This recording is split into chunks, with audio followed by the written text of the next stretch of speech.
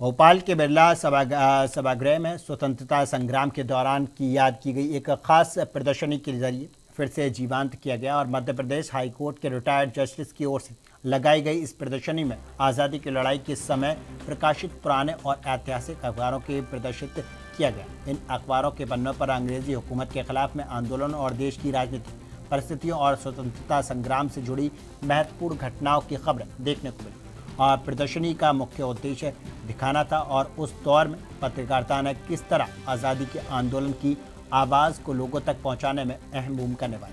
और देखिए पीले पड़ चुके ऐतिहासिक पन्नों के कैसे लोगों के संघर्ष और देशभक्ति के तौर उजागर की और हमारे संपादक चंद्रशेखर त्रिशूल की ये रिपोर्ट।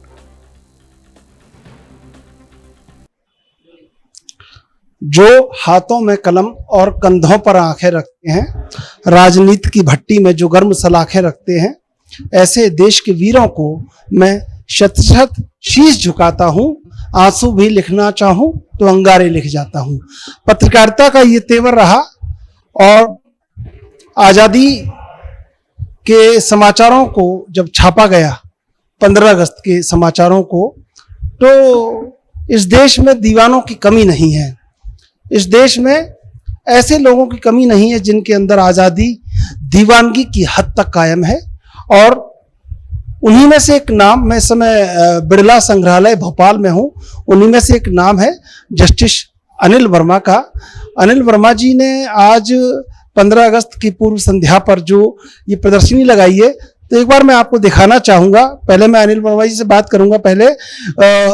सबसे पहले मैं आपको ये दिखाना चाहूँगा कि ये जो अखबार आप देख रहे हैं, ये अखबार वो अखबार हैं जिनमें 15 अगस्त को देश आजाद हुआ और वो खबर इन अखबारों में छपी।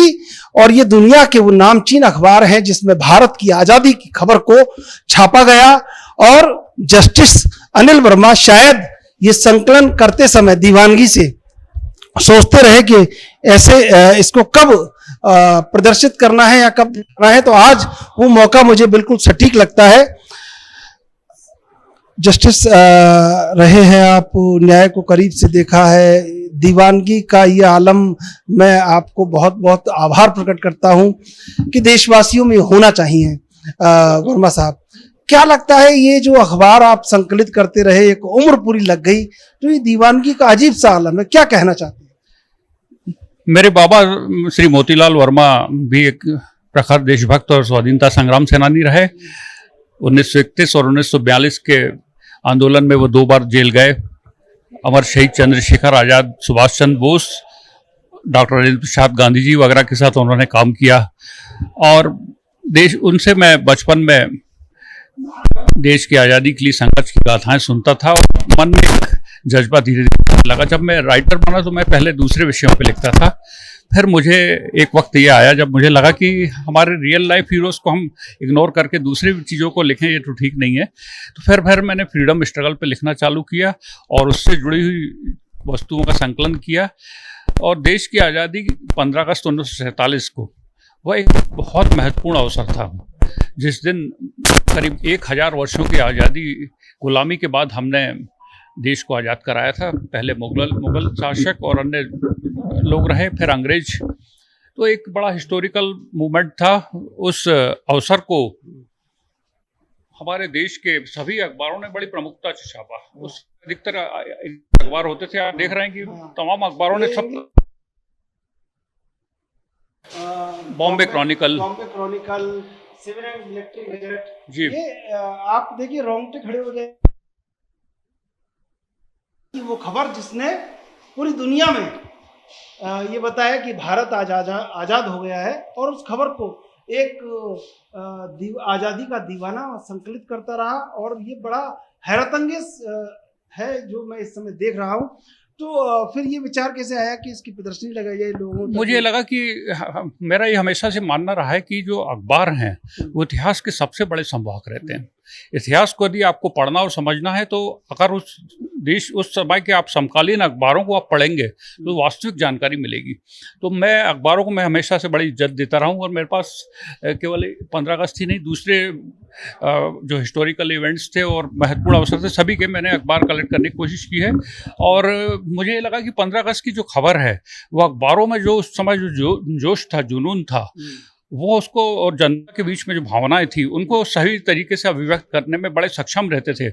चाहे अंग्रेजी के हिंदी के हो, रीजनल लैंग्वेज हो, इवन विदेशों में भी अमेरिका, इंग्लैंड, जर्मनी, फ्रांस, हर जगह ये समाचार बड़ी प्रमुखता से छपा। तो मैं चाहता हूँ कि लोग आज़ादी की जो खबर थी उसको आज भी पढ़ें, और उससे बड़ा एक इंस्पायरेशन मिलता है हमारे खासकर नई पीढ़ी को जानने का मौका मिलेगा कि कितनी संघर्ष के बाद हमने आज़ादी पाई है। जस्टिस रहे हैं, न्याय को बहुत करीब से देखा है, वर्तमान दौर को भी देखते हैं। क्या लगता है कि एक बहस छिड़ी हुई है समाज में आज कि पत्रकारिता को थोड़ा और ज़्यादा किसी एक बड़े क्रांतिकारी बदलाव की आवश्यकता है। आप सुन भी रहे होंगे, देख भी रहे होंगे, तो क्या लगता है, एक बहुत आप विद्वान व्यक्ति हैं, बुद्धिजीवी व्यक्ति हैं, उस जगह रहे हैं जहाँ पर लोगों को न्याय मिलता रहा है, तो क्या लगता है कि क्या क्रांतिकारी बदलाव होना चाहिए, या कैसे आप अपने शब्दों में कैसे व्यक्त करना चाहते हैं? देखिए, हम लोग देखते हैं कि पुराने दौर में जो हमारे जितने भी राष्ट्रीय नेता थे वो कहीं ना कहीं पत्रकारिता से जुड़े होते थे। उस दौर में पत्रकारिता पर बड़ा महत्वपूर्ण उत्तरदायित्व रहता है कि किसी भी एक व्यक्ति की बातों को पूरे देश में स्प्रेड अप करना और एक नई जागृति लाना। इस महत्वपूर्ण भूमिका को देश की आज़ादी के समय हमारे पत्रकारों ने, अखबारों ने बड़ी प्रमुखता से अदा किया इस भूमिका को, और पर वक्त के साथ बदलाव आता रहा। अब शायद उसमें कुछ कमी आई है। मैं अभी भी ये चाहूँगा कि हमारे देश के जो पत्रकार हैं, जो प्रमुख अखबार हैं, वो देश और समाज के हित में कैसे आगे बढ़ा जा सकता है, समाज में जो विकृतियाँ आई हैं उनको कैसे दूर किया जा सकता है, और इस देश को हम कैसे अधिक उन्नत और विकसित बना सकते हैं, और युवाओं को एक नई दिशा कैसे दी जा सकती है, इस बारे में वो लिखें और प्रेरित करें। बड़ी महत्वपूर्ण जिम्मेदारी आज भी पत्रकारों पे है, और मैं अपेक्षा करता हूं कि वो इसमें खरे उतरेंगे। जी देखिए, मैं आपको ये सब अखबार दिखाना चाहूँगा। ये वो अखबार हैं जब आप जीवंत हो जाते कि आज़ादी कैसी रही होगी, आज़ादी की खबरें कैसी रही होंगी। टीवी के बाद ये डिजिटल का दौर है और अखबार कम होते जा रहे हैं देश में। लेकिन आप देखिए, ये खबर है द प्रेस जर्नल में, इंडिया फ्री एंड हैप्पी। आप एक एक हेडलाइन को पढ़ेंगे, ये अपने आप में एक खबर नहीं है। Birth of 2 new free dominations. आप देखिए, large number of states asset to Indian Union. ये वो अखबार हैं जो ये आज़ादी को जीवंत कर रहे हैं आपके भीतर। इन सब अखबारों में आज़ादी की खबरें हैं, और वो आज़ादी की खबरें जब देश आज़ाद हुआ था और देश आज़ादी के उत्सव को मना रहा था, तो निश्चित रूप से मैं भी जीवंत हुआ और मुझे भी लगा कि हाँ, वाकई में हमारे कंधों पर बहुत महत्वपूर्ण जिम्मेदारी है, और हमें उसको बहुत ईमानदारी से निभाना होगा।